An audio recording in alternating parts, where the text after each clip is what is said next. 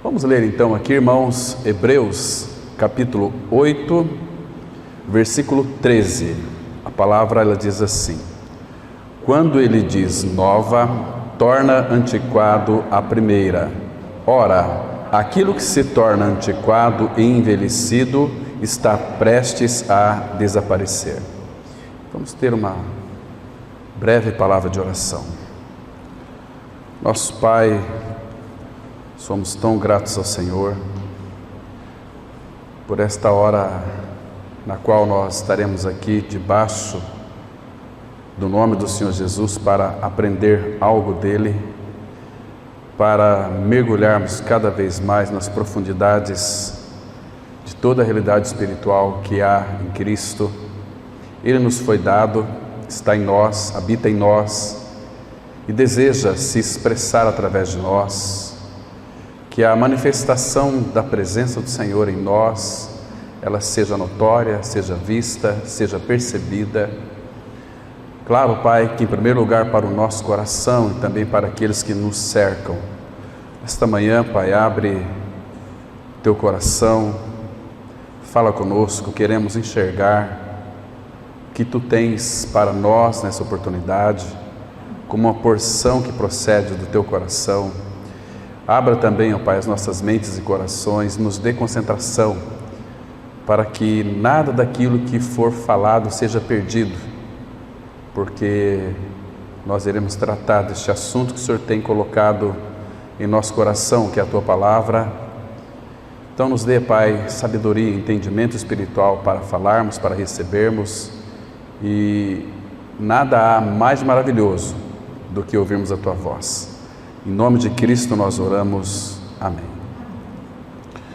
Queridos irmãos, a gente vai fazer aqui uma análise bem acurada, se o Pai assim permitir, se o tempo também permitir, sobre a lei exterior e a lei interior. Claro que é do conhecimento de todos nós que o Senhor Jesus Cristo, vocês se lembram, naquela preciosa condescendência, sendo Ele o que é, o rico, todo-poderoso, Ele se encarnou então na pessoa de Jesus Cristo e veio para o nosso meio.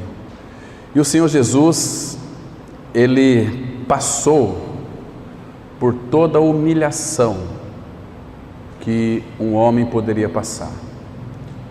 Ele foi cuspido, ultrajado. Imagina, irmãos, esta cena, Criador andando entre os homens e sendo ultrajado, sendo cuspido, sendo maltratado, sendo odiado, aquele que é o puro e perfeito amor, onde ele carregava dentro de si toda a plenitude da divindade.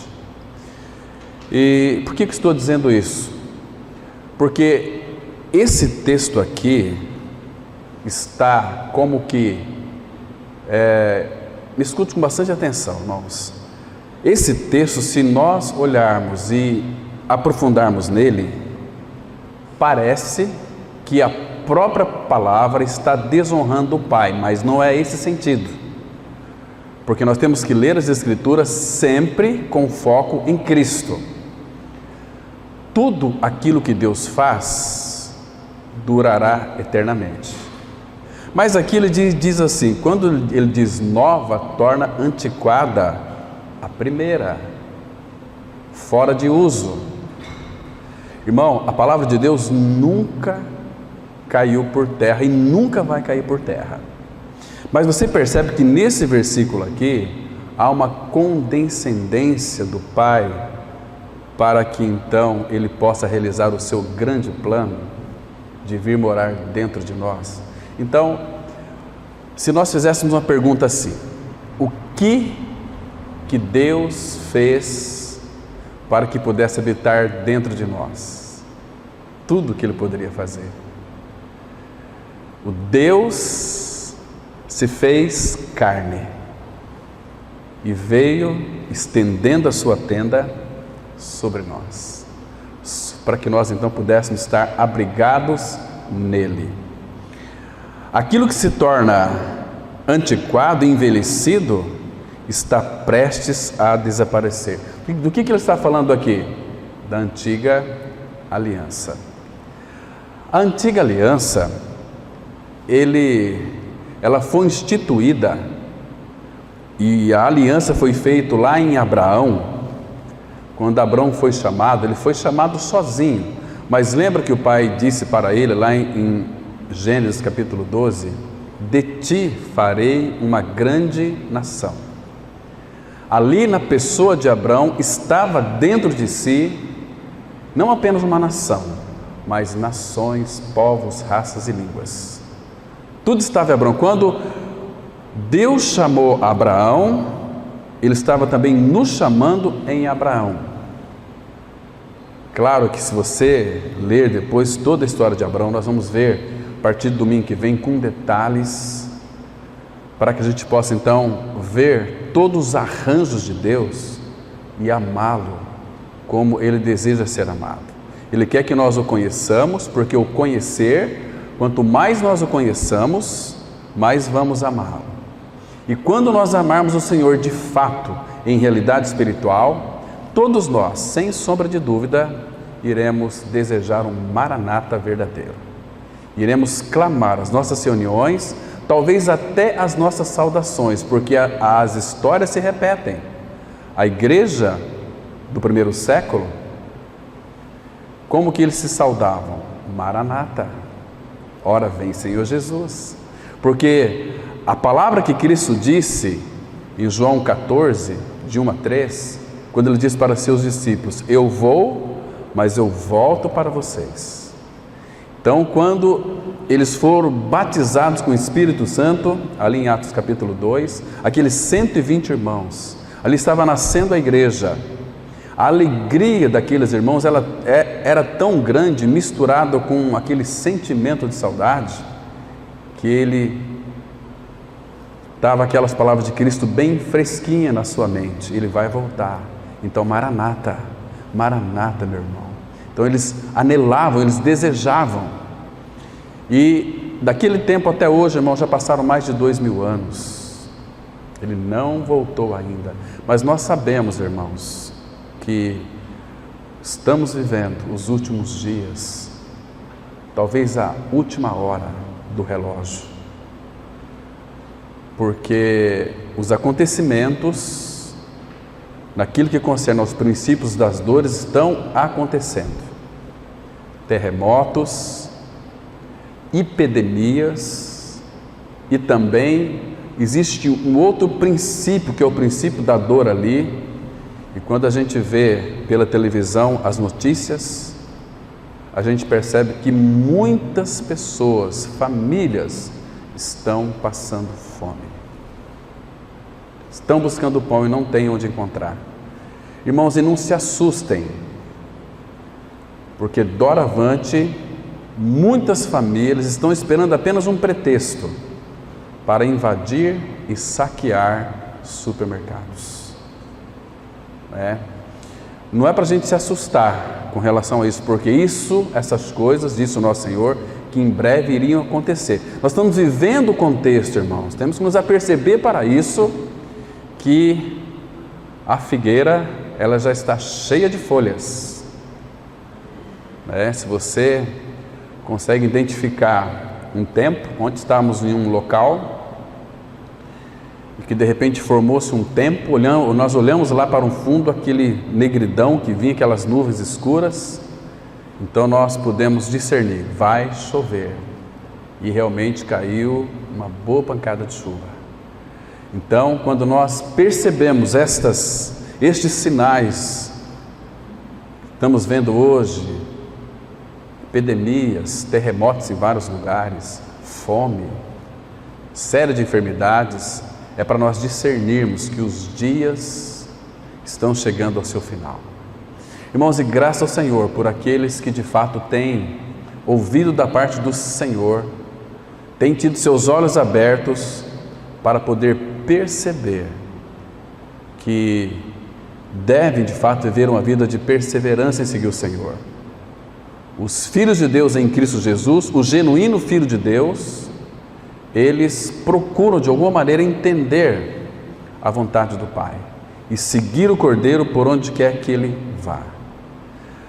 Mas, irmãos, hoje a gente vai descortinar aqui esse assunto da lei externa e interna, para que a gente possa então conhecer um pouquinho mais do Pai, do projeto dele desde a fundação do mundo, que aqui, irmãos, nós podemos ver o verdadeiro templo, nesse texto aqui, que era simbolizado pela sombra. As sombras, elas, segundo esse texto, já se desvaneceram e toda a substância dessa sombra, elas apareceram na pessoa do Senhor Jesus Cristo. O que eu e você nós precisamos perceber, meus queridos irmãos, é que a antiga aliança, ela era baseada no exterior. Como que eles receberam a lei? Foi de uma forma interna? Não. Moisés recebeu as tábuas da lei da mão do Pai e desceu do monte pela segunda vez, e depois então, porque na primeira vez o povo havia se corrompido, fizeram para si um bezerro de ouro, mas a segunda, e Moisés ele quebrou as tábuas da aliança, porque aquilo que Deus faz, ele quis que ficasse registrado. Muitos reis do passado tentaram destruir as escrituras. Você lê, por exemplo, Jeremias capítulo 36, você vai ver que eles rasgaram o rolo do livro, tacaram no fogo, acabou, não tem mais palavra de Deus. Que aqueles reis que se diziam povo de Israel, e eles eram povo de Israel, mas não eram israelita, essencialmente falando, né? Então, eles destruíram, dizendo que Jeremias era um falsário, mas Deus disse para Jeremias: prepara um rolo aí que eu vou lhe dizer as mesmas coisas para você. Então, escreveu de novo as mesmas palavras. Quando Baruque estava lendo as palavras de Deus ali, nas imediações do templo de Jerusalém, aqueles que ouviram foram relatar para o rei. O rei, quando leu aquilo, ficou totalmente inchado de raiva, porque a palavra de Deus gera exatamente isso. Quando uma pessoa ela resiste à palavra, ela vai ficar muito indignada, ela vai ficar brava, nervosa, irritada e afirmar que isto é uma heresia. Estão me compreendendo, irmãos? Mas não é este o efeito que a palavra deseja produzir no coração das pessoas, como foi com o apóstolo Paulo. Ele, segundo o entendimento dele, Atos 26, ele vai dar o seu testemunho. Ele tinha para com ele que aquilo que ele fazia era absolutamente certo, adequado, correto, né? Guardando toda a lei externa. Você guardar a lei externa e não ter a realidade dessa lei no seu interior, irmãos, isso é pura religião. As pessoas podem proclamar a palavra, podem ler e orar, fazer os seus rituais, como acontece no meio religioso, mas sem ter nenhuma realidade. Isso é uma tragédia, irmãos. Os olhos dele ainda estão vendados. Qualquer pessoa pode ler a Bíblia e interpretá-la ao seu bel prazer, mas se o Espírito não mostrar para nós, ou nos trazer para nós um entendimento real e verdadeiro do que é a verdade da palavra de Deus, porque o salmista vai dizer que a tua palavra é verdade desde o princípio, então ela não muda, entende? Mas quando então Moisés recebeu as tábuas da lei, Moisés relatou para o povo, e o povo obedecia aquela palavra, ou pelo menos lá em Deuteronômio capítulo 5, eles disseram para Moisés, e o Senhor ouviu aquilo. O povo de Israel chegou para Moisés e disse o seguinte: olha, vá diante do Senhor, escute a palavra dele, tudo que ele disser, nós vamos te ouvir e vamos cumprir.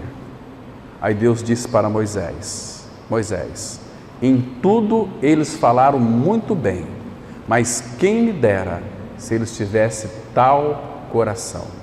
Sabe o que significa? A palavra não estava no coração, era externamente.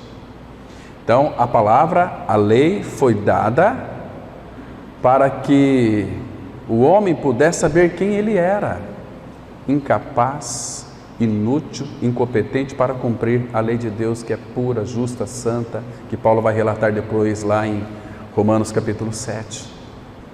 Irmãos, nós precisamos conhecer a lei do Senhor, é a palavra do Senhor. Então, a antiga aliança, ela era baseada no exterior. Tudo acontecia no exterior do crente, lá do Antigo Testamento. Acontecia no exterior, não no interior. Uma lei foi dada por Moisés para ser obedecida exteriormente. Ele ouvia e fazia. Eram as obras da lei.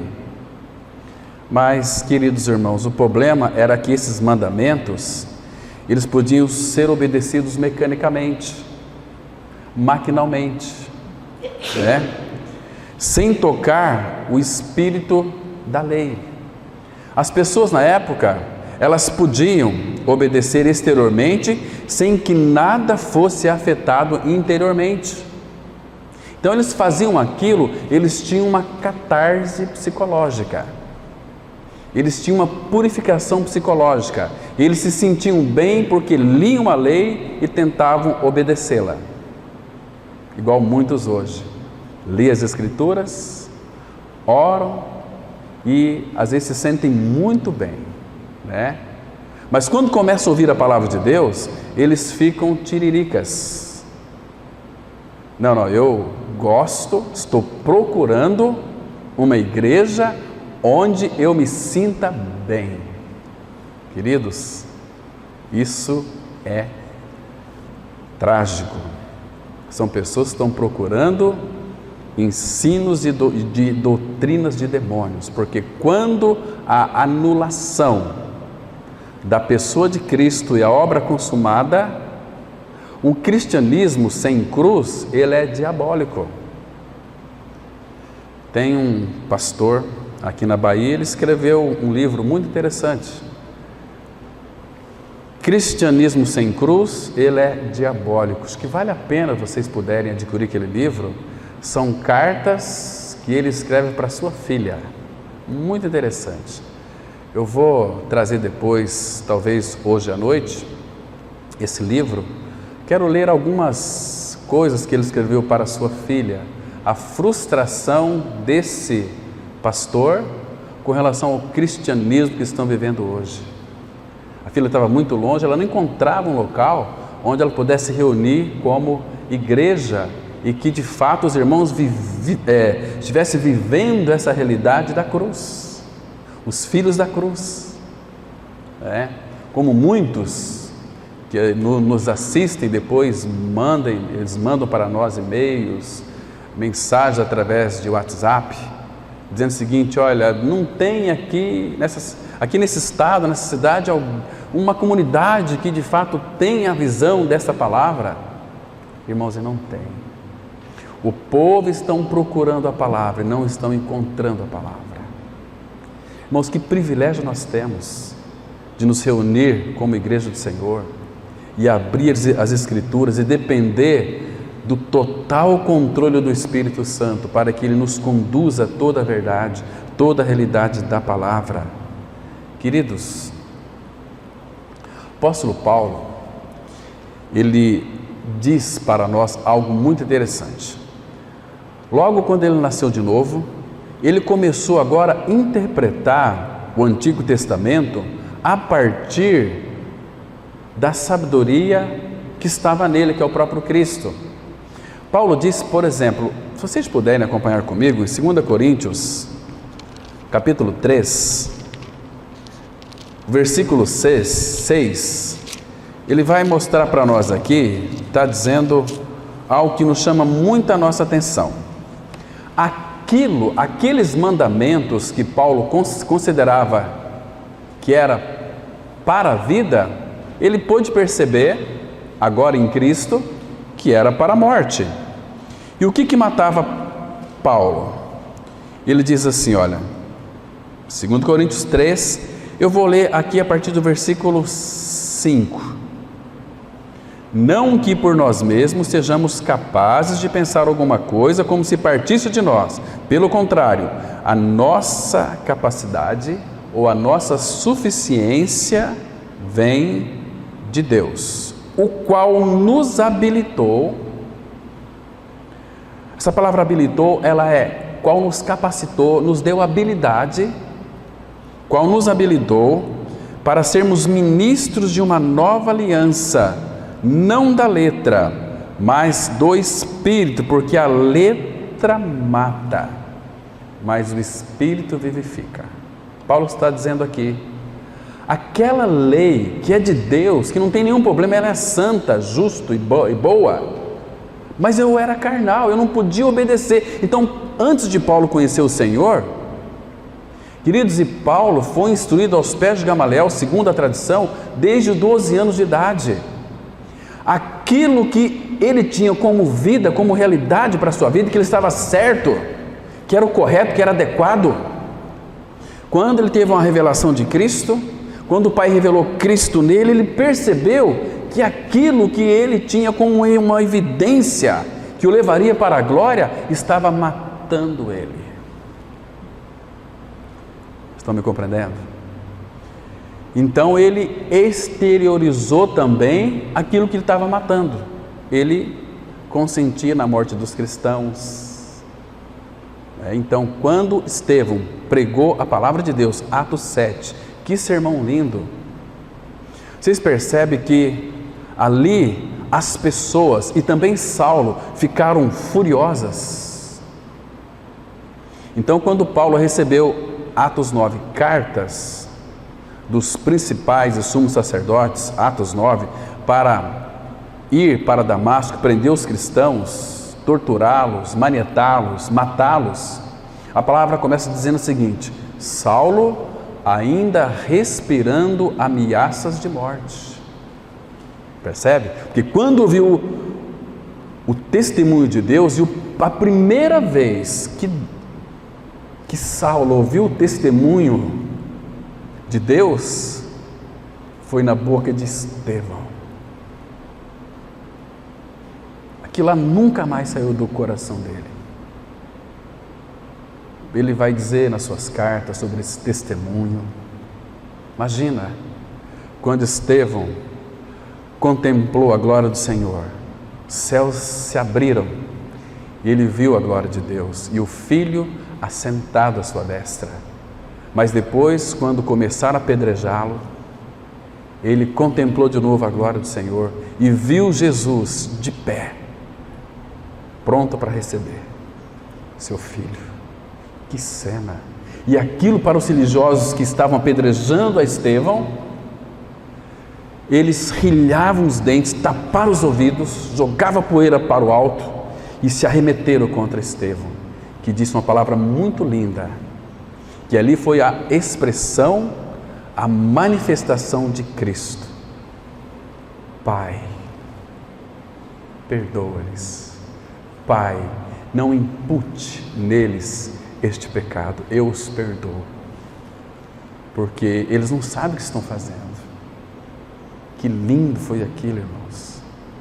Então depois, aí Saulo ficou muito nervoso, aí que ele saiu para matar, pegar, torturar os dos caminhos. Imagina ele entrando, chutando aquelas portas com aquelas guardas, viu os cristãos no cantinho, marido, esposo e filhinho, como ovelhas mudas, sem nenhuma reação, assim, e batia neles, se arrastavam para o meio das praças. Mas o Senhor não resistiu isso, irmão. O Senhor foi encontrar Saulo lá no caminho de Damasco. Aquele clarão, aquele facho de luz, aquela glória brilhou ao seu redor. Ele caiu por terra, tentou abrir os olhos, não viu mais nada, ouviu só uma voz: Saulo, Saulo, por que tu me persegues? Quem és tu, Senhor? Eu sou Jesus, a quem tu persegues. Puxa vida! Então Paulo teve que compreender agora por revelação, porque porque quando o Senhor se manifesta, não tem como. E a partir dali, Saulo se tornou um Paulo de Tarso, pronto a sofrer pelo seu Senhor. Irmãos, ele ficou tão louco, a ponto dele dizer o seguinte: nós somos loucos por causa de Cristo. Ele tinha loucura como foi Maria Madalena. Quando o Senhor Jesus ele foi sepultado ali, ela amava tanto o Senhor Jesus que não conseguiu sair dali.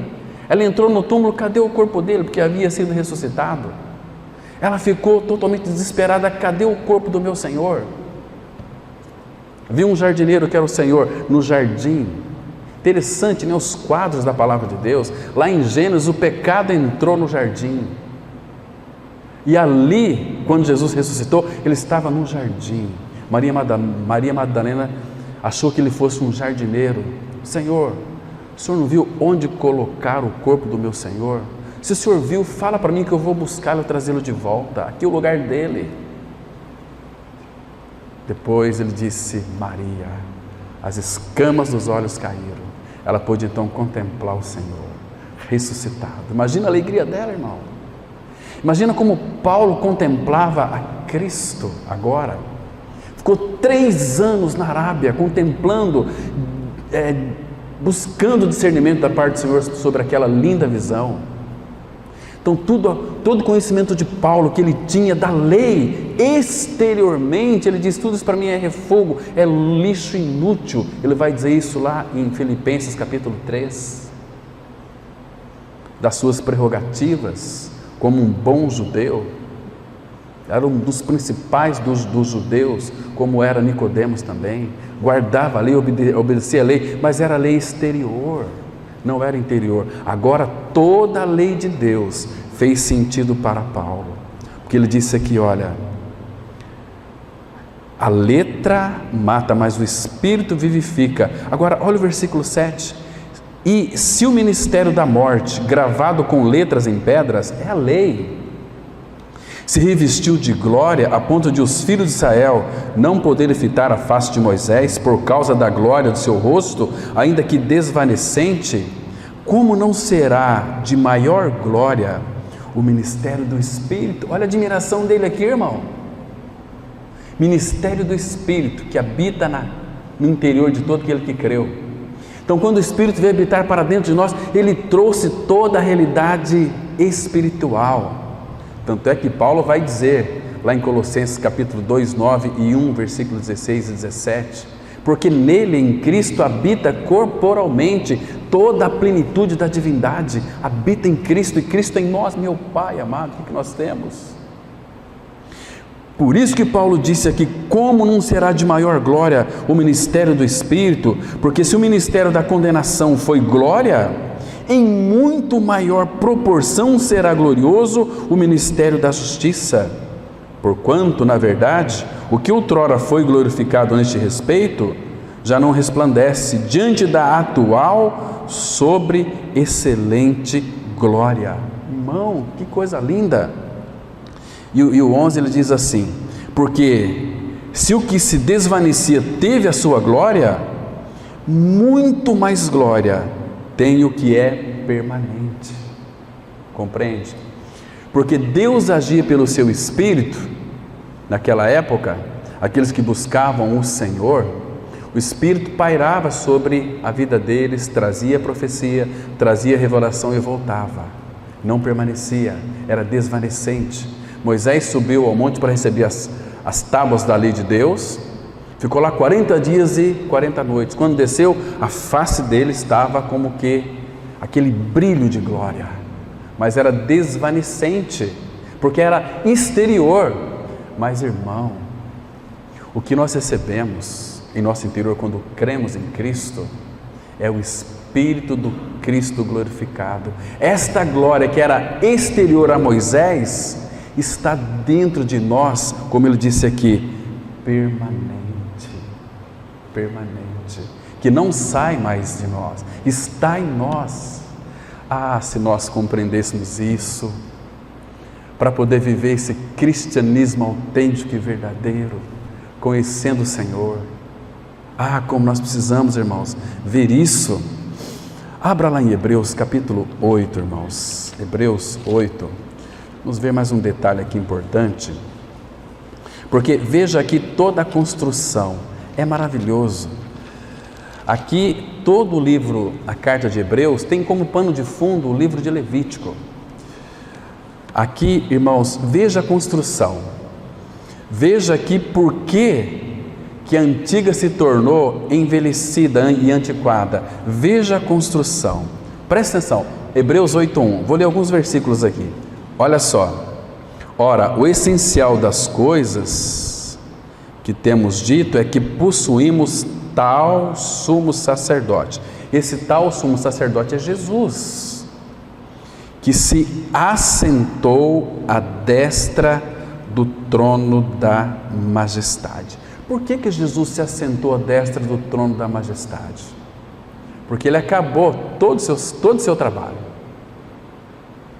consumou uma obra. Versículo 2: assentou-se no trono da majestade nos céus, como ministro do santuário e do verdadeiro tabernáculo que o Senhor erigiu, não homem. Qual que é o verdadeiro tabernáculo, irmão? Ele é ministro do verdadeiro tabernáculo. Que tabernáculo que é esse? Que ele está ministrando hoje, como ministro do santuário e do verdadeiro tabernáculo que o Senhor erigiu, não o homem. Qual o tabernáculo que o homem erigiu? O de Moisés. Êxodo 25:8 vai dizer o seguinte: olha, Moisés, levanta aquele tabernáculo, eu quero que você vai fazer esse tabernáculo conforme tudo o que eu te mostrei. Então Moisés fez o tabernáculo, o homem erigiu o tabernáculo, foi Moisés. Vocês se lembram da purificação do templo, lá em Evangelho de João capítulo 2? Quando Jesus diz para aqueles religiosos que estavam no templo: destruí este santuário, este templo, que era o de Salomão. Destrui o santuário, em 3 dias eu o reedificarei. O pessoal olhou para Jesus e falou: você está louco, você blasfêmia. Em 46 anos nós levamos para construir esse templo, agora tu dizes em 3 dias? Aí João interpreta para nós, ele se referia ao seu próprio corpo. Agora, Cristo como ministro do santuário, do verdadeiro tabernáculo que o Senhor erigiu, não homem. Queridos, eu e você somos o verdadeiro tabernáculo do Senhor. E ele foi erigido pela ressurreição. Porque nós estamos unidos a Cristo, somos um com Ele. Percebe? Irmãos, isso aqui é muito lindo. Olha o versículos 5 e 6 agora. Os quais ministram em figura e sombra das coisas celestes. É o antigo tabernáculo. Assim como foi Moisés divinamente instruído quando estava para construir o tabernáculo, pois ele diz aqui, Deus está dizendo: vede que faças todas as coisas de acordo com o modelo que te foi mostrado no monte. Como é que começa o versículo 6? Que palavrinha que aparece aí, irmão? Agora, com efeito, obteve Jesus ministério tanto mais excelente, quanto é ele também mediador de superior aliança, instituída com base em superiores promessas. Ele é o mediador e fiador. Essa palavra aqui, fiador, significa aquele que se torna responsável pelas obrigações de uma outra pessoa. Irmãos, Ele é o nosso fiador. Ele assumiu todas as nossas obrigações que tínhamos para com o Pai. Não tínhamos condições de pagar, mas Ele é fiador. Se eu não posso pagar, e nós nunca podemos pagar, então Ele pode pagar, e Ele pagou.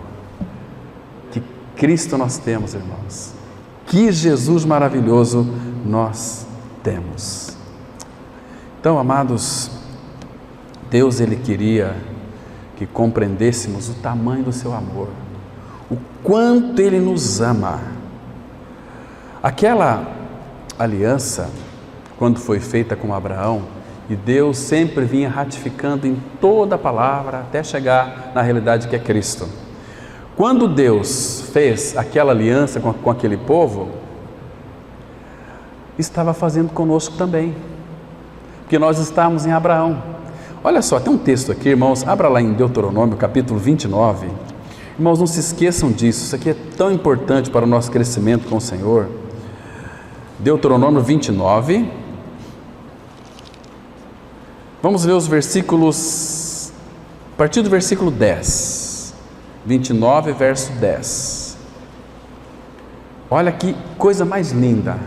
Aqui ele está repetindo, através do quarto discurso de Moisés, sobre aquilo que ele já havia dito e feito. Então, a palavra de Deus, ela não muda, irmãos, porque Deus não muda.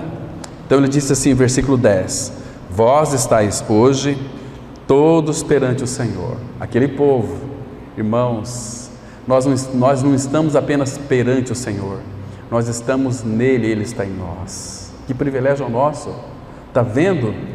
Ele diz assim, então aqui, Senhor vosso Deus, os cabeças de vossas tribos, vossos anciãos e os vossos oficiais, todos os homens de Israel, falando daqueles homens que eram os maduros daquela época, os cabeças, e os vossos meninos e as vossas mulheres e o estrangeiro que está no meio do vosso arraial, desde o vosso rachador de lenha até o vosso tirador de água, para que entres na aliança do Senhor teu Deus e no juramento que hoje o Senhor teu Deus faz contigo,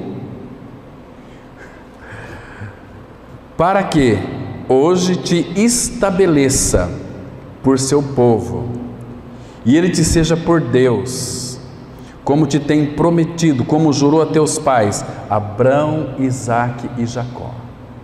Quando nós estudarmos sobre esses três personagens, vamos entender muitas coisas, irmãos, que o nosso coração vai ficar derretido de amor pelo Senhor. E aí o versículo 14: Não é somente convosco que faço esta aliança, este juramento, porém, com aquele que hoje aqui está conosco perante o Senhor nosso Deus, e também com aquele que não está aqui hoje conosco. Nós não estávamos lá. Então Deus quis assegurar também para nós, porque aqui já existiam os estrangeiros, os gentios. Percebe? Que saíram no meio deles. Irmãos, vocês estão vendo como é que Deus, Ele é tão maravilhoso, tão precioso, tão cuidadoso conosco. A lei, ela veio para revelar o pecado. Deixa eu ler só mais um texto, irmãos, permitam aqui, Gálatas capítulo 3, versículo 21 e 22. Gálatas 3, verso 21 e 22. A palavra, ela assim se expressa. Gálatas 3, 21 e 22.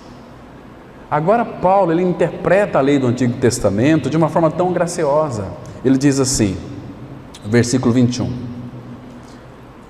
É porventura a lei contrária às promessas de Deus? De modo nenhum.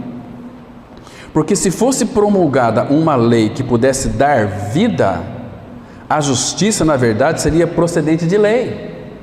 Entende, irmãos? Por isso que a lei era exterior, não interior. Agora, mas a Escritura encerrou tudo sobre o pecado, para que, mediante a fé em Jesus Cristo, fosse a promessa concedida aos que creem. Vocês não têm que cumprir, vocês têm que crer.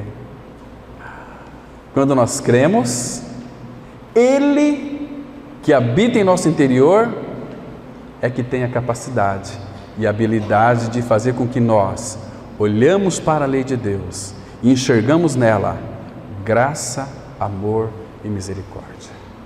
Nós não conseguimos cumprir, mas aquele que habita em nós cumpriu. E qual é a nova lei que Ele deixou para nós cumprirmos? Porque se você cumprir, você vai cumprir todas as outras. Qual, irmãos? Amai-vos uns aos outros, como eu vos amei, porque quem ama tem cumprido toda a lei e os profetas. Que lindo, irmãos! Percebe que como Ele é tão maravilhoso? É um novo mandamento vos dou, que vos ameis uns aos outros. Nisto todos conhecerão que sois meus discípulos, se tiverdes amor uns pelos outros, porque quem ama tem cumprido toda a lei. Viu o que o amor fez com a lei? Agora, nós temos cumprindo a lei de Deus? Temos amado os nossos irmãos verdadeiramente? Se não, irmãos, nós não estamos cumprindo a lei. Nós não estamos respondendo àquele que habita em nós e que quer e deseja se expressar e se manifestar através de nós. A manifestação, a expressão de Cristo em nós é o amor. Veja só que Ele resumiu toda a lei, os sacrifícios, os profetas, tudo numa coisa tão simples. Mas eu não tenho condições de amar. Sabe o que Ele fez quando você creu? Romanos 5,5: o amor de Deus é derramado em vosso coração pelo Espírito Santo que lhes foi dado. Então, qual é a dificuldade se você tem não o seu amor, mas o amor de Deus no coração para amar o teu próximo, teu irmão? Será que nós temos dificuldade nisso, irmãos? O problema é que nós somos negligentes. Nós não queremos nos envolver. Nós queremos que outros façam isso. Tem que parar com essa mentalidade. Nós somos o corpo de Cristo. O corpo de Cristo, ele funciona nas suas juntas, ligaduras. Se não está funcionando, não vai haver crescimento espiritual. Mas quer dizer então que uma pessoa pode conhecer toda a graça e não se apropriar da graça? Ontem nós falávamos com jovens, dando um exemplo de Romanos 6,6. O que adianta você conhecer a palavra?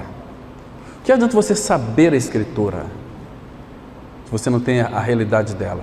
Paulo, em Romanos 6,6, ele fala vosso, nosso, sabendo isto, que o nosso velho homem foi com ele crucificado, para que o corpo do pecado seja destruído e não sirvamos mais ao pecado como escravos. Não é assim?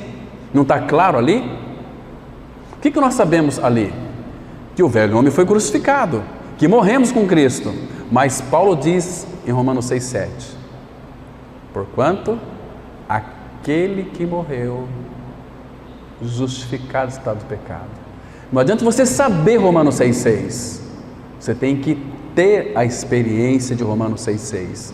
Eu morri com Cristo. Se eu morri, se essa é a minha experiência, eu estou justificado do pecado. Não, é igual à lei do Antigo Testamento. Saulo sabia, aqueles religiosos fariseus sabiam, mas eles nunca tocaram o espírito da lei. Irmãos, é nítido nós percebermos aqueles que de fato morreram com Cristo. Quem nunca morreu com Cristo não se importa com os irmãos, não se importa com o reunir da igreja, não se importa. Tem conhecimento da palavra. Eu conheço o Evangelho da Graça.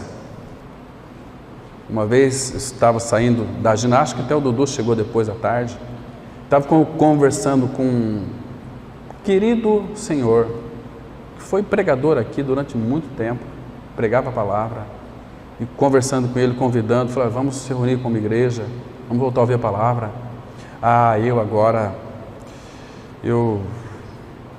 minha mente mudou, eu conheço o Evangelho da Graça, acho muito interessante, mas eu vou viver este Evangelho em casa. Meu Deus, que tristeza é isso.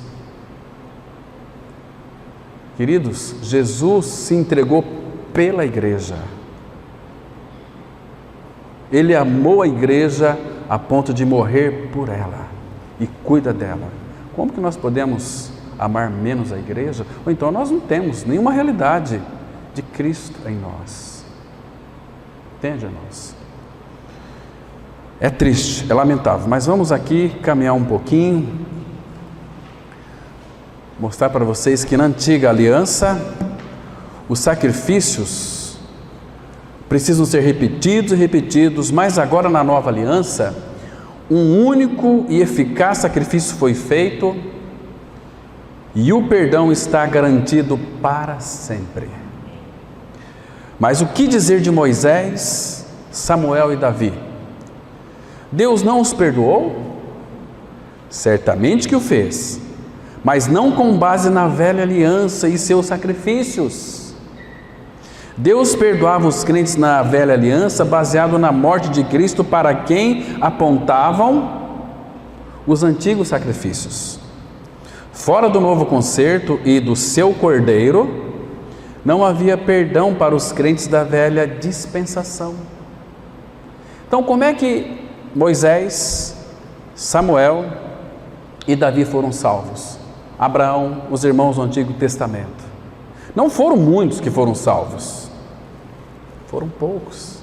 Mas como que eles foram salvos? Hebreus 9,15 nós temos a resposta que diz assim: por isso mesmo, ele é o mediador da nova aliança, a fim de que, intervindo a morte para a remissão das transgressões que havia sob a primeira aliança, receba uma promessa da eterna herança àqueles que têm sido chamados.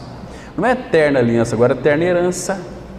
Mas Jesus, quando morreu na cruz, pagou toda a dívida daqueles irmãos que tinham no Antigo Testamento. Por que nós sabemos disso, irmãos? Pedro, que era um pescador inculto, ele diz assim, falando a respeito do precioso sangue de Cristo. O precioso sangue de Cristo, ele foi conhecido antes da fundação do mundo, mas manifestado agora por amor de vós. Que coisa mais linda, irmãos. Então, antes de Deus criar todo mundo, o Cordeiro já havia sido imolado. Queridos irmãos, que coisa mais preciosa. Apocalipse capítulo 5, versículo 12. Deixa eu ler aqui dois textos de Apocalipse. Primeiro, capítulo 5, verso 12. Deixa eu ver se está aqui, diz assim. Apocalipse capítulo 5, verso 12. Olha só. Proclamando em grande voz: digno é o Cordeiro que foi morto. Quando que ele foi morto? Antes da fundação do mundo. E ele é digno de receber o poder, a riqueza, a sabedoria e força, a honra e glória e poder. Agora, abra aqui, irmãos, em Apocalipse capítulo 13, versículo 8. Aqui está bem claro.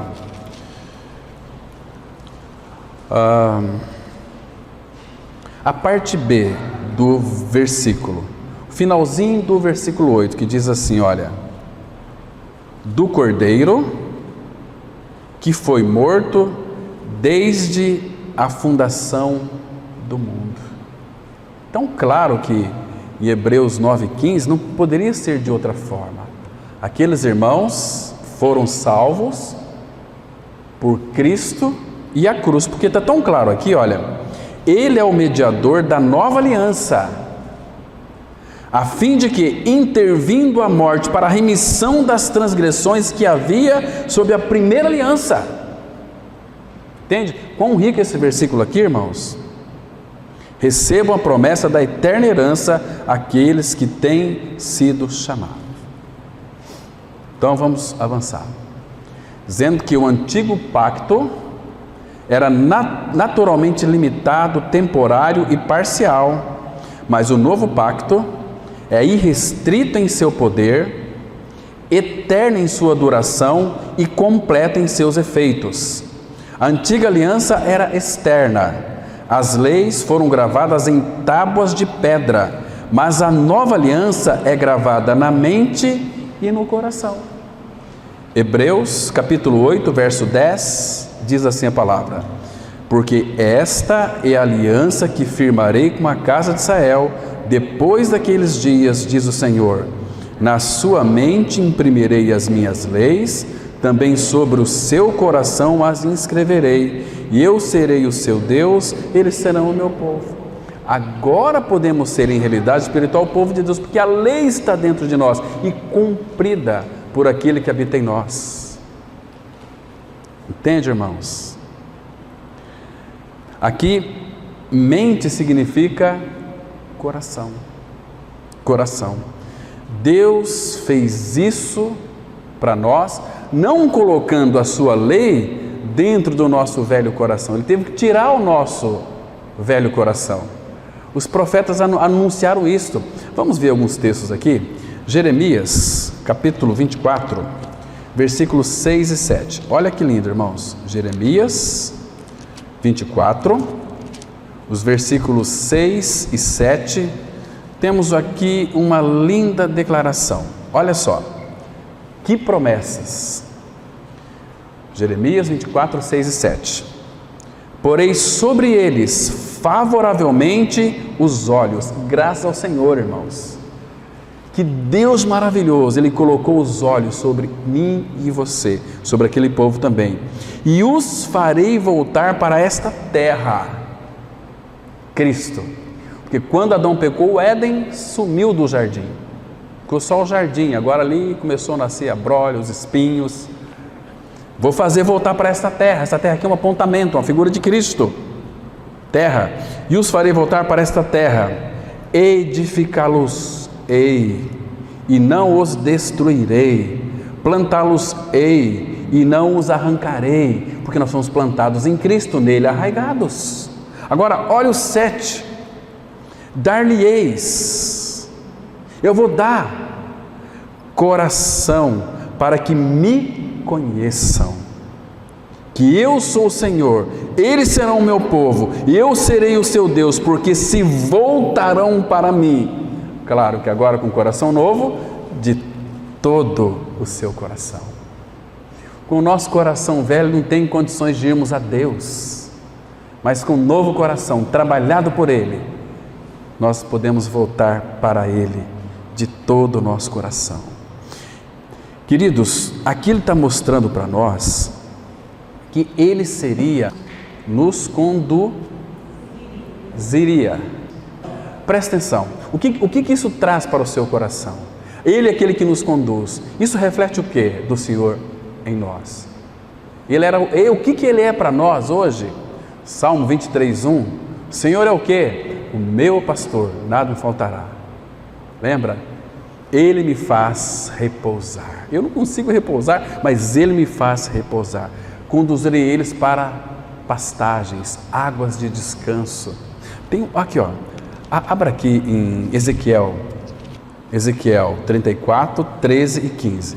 Tirá-las-ei dos povos, e as congregarei dos diversos países, e as introduzirei na sua terra, apacentá-las-ei nos montes de Israel, junto às correntes, em todos os lugares habitados da terra. Apacentá-las-ei de bons pastos, e nos altos montes de Israel será a sua pastagem.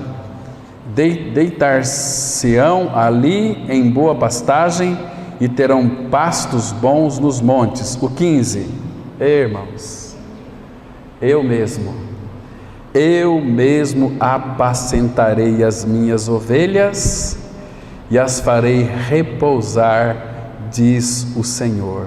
A perdida buscarei, a desgarrada tornarei a trazer. Olha que lindo. Agora, olha o versículo 24 e 27 desse mesmo capítulo aqui. Eu, o Senhor, lhe serei por Deus, e o meu servo Davi será príncipe no meio delas, eu, o Senhor, o disse. Davi aqui está sendo a figura de Cristo. Versículo 25: farei com elas aliança de paz, e acabarei com as bestas feras da terra. Seguras habitarão no deserto, no mundo, nós estamos no mundo, mas vamos habitar seguros, e dormirão nos bosques. Delas e dos lugares ao redor do meu outeiro eu farei bênção, farei descer a chuva a seu tempo, serão chuvas de bênçãos. E o 27: as árvores do campo darão o seu fruto, e a terra dará a sua novidade, e estarão seguras na sua terra, e saberão que eu sou o Senhor, quando eu quebrar as varas do seu jugo e as livrar das mãos dos que as escravizam. Puxa vida, irmãos, percebe? E uma das coisas que escravizava o povo também é a lei exterior, torna as pessoas escravas e com medo de Deus. Estão me compreendendo? Nós vamos avançar mais aqui, amados. Eu vou citar mais um texto aqui, que eu não posso deixar isso em vão, porque ele está dizendo aqui: esta é a aliança que firmarei com a casa de Israel, depois daqueles dias. Depois daqueles dias, nós temos que ir lá para Hebreus. Depois daqueles dias, eu vi algo aqui tão doce para o meu coração. Estava lendo a minha Bíblia hoje de manhã e falei, eu vou citar isso que é tão interessante. Nós lemos aqui o versículo 10. O versículo 10 disse que, Hebreus o quê? 10, versículo 15, né? Hebreus 10, verso 15. Temos aqui e disto nos dá também testemunho o Espírito Santo, porquanto após ter dito, esta é a aliança que firmarei com eles, depois daqueles dias, diz o Senhor, porei no seu coração as minhas leis e sobre a sua mente inscreverei. Agora, tem um acréscimo aqui. Então, depois, no 15, e disto nos dá testemunho, ele faz um acréscimo aqui no versículo 17, acrescenta, também de nenhum modo me lembrarei dos seus pecados e das suas iniquidades para sempre. Irmãos, que coisa mais linda, irmãos, percebe? O que ele fez por nós? A nova aliança é generosa. Deus se apresenta como aquele que tem misericórdia de nossas iniquidades, pronto a perdoar nossos pecados e deles não mais se lembrar. Também podemos dizer que a nova aliança é conciliatória. A casa de Israel e a casa de Judá não erguerão mais muros de separação, mas serão uma só casa, serão um só povo.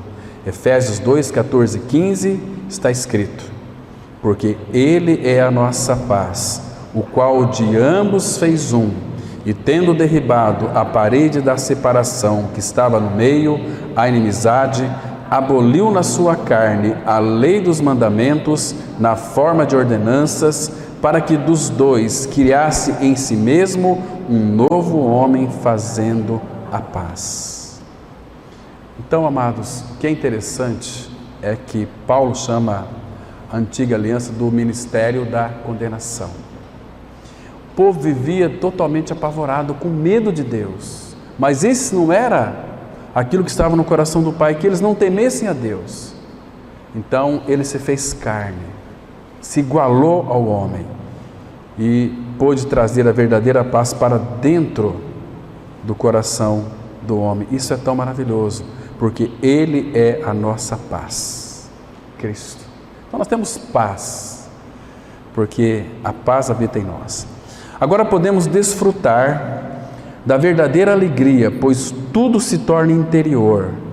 Deus vem para habitar e viver de fato dentro de nós. Agora a lei está escrita em nosso coração por aquele que é o legislador e cumpridor da lei, vem para residir dentro de nós. Você vê quão tremendo é isso? Olha aqui, Colossenses 3,16 diz assim: habite ricamente em vós a palavra de Cristo, instruí-vos e aconselhai-vos mutualmente em toda a sabedoria, louvando a Deus com salmos e hinos e cânticos espirituais, com gratidão em vosso coração. De tudo que Ele é e fez por nós, qual deve ser a nossa resposta? Paulo, ele entendeu isso e quer que nós entendamos também. Em tudo dai graças, porque esta é a vontade de Deus em Cristo. Ou seja, Deus está dizendo o seguinte: vocês deem graças em tudo, porque o meu Filho fez tudo por vocês e eu o dei para vocês. Se eu dei o tudo para vocês, vocês devem em tudo dai graças. Compreende? Que Cristo nós temos, amados, que Cristo nós temos, que maravilhoso.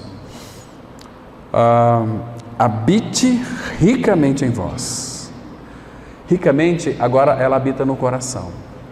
A palavra está perto de ti, no teu coração.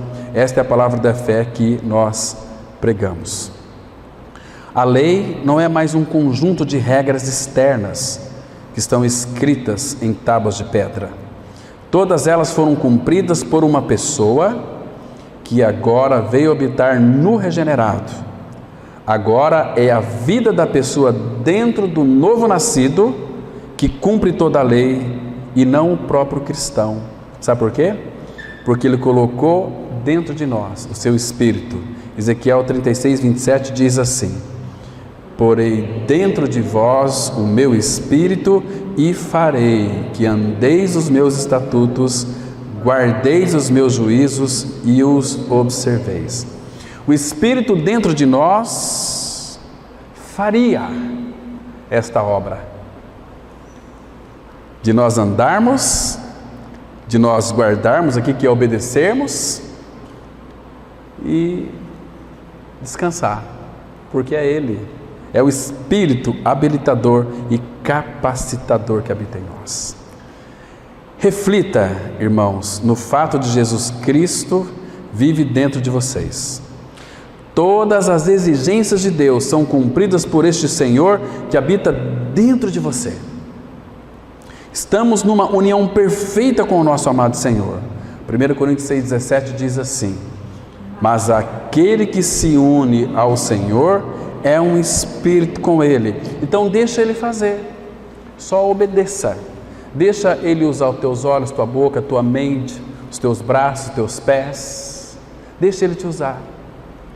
Ele fala assim: meu irmão, eu quero, chama você pelo nome. Você tem que dizer: Senhor, eis-me aqui, estou pronto, né? Porque nós temos o obediente que habita dentro de nós. Irmãos, que precioso. Vamos aqui encerrar dizendo o seguinte: que o Antigo Testamento fala da presença de Deus, mas o Novo Testamento fala de estar na presença de Deus, mas fala de estar em Cristo. Se alguém está em Cristo, nova criatura é. As coisas velhas já passaram e eis que tudo se fez novo. E em João 17, 22, 23a diz assim: e eu lhes tenho transmitido a glória que me tens dado, para que sejam um, como nós o somos, eu neles e tu em mim. Irmãos, só um detalhe aqui importante para nós encerrarmos. A nova aliança é o próprio Pai, próprio Deus, a Trindade, vindo para viver dentro de nós, escrevendo as suas leis em nosso coração. A glória, que é Ele mesmo, ou seja, é a expressão da vida de Deus, é agora tanto interna como eterna. E a expressão, claro que vai ser externa também. Ok, irmãos? Vamos ter uma palavra de oração.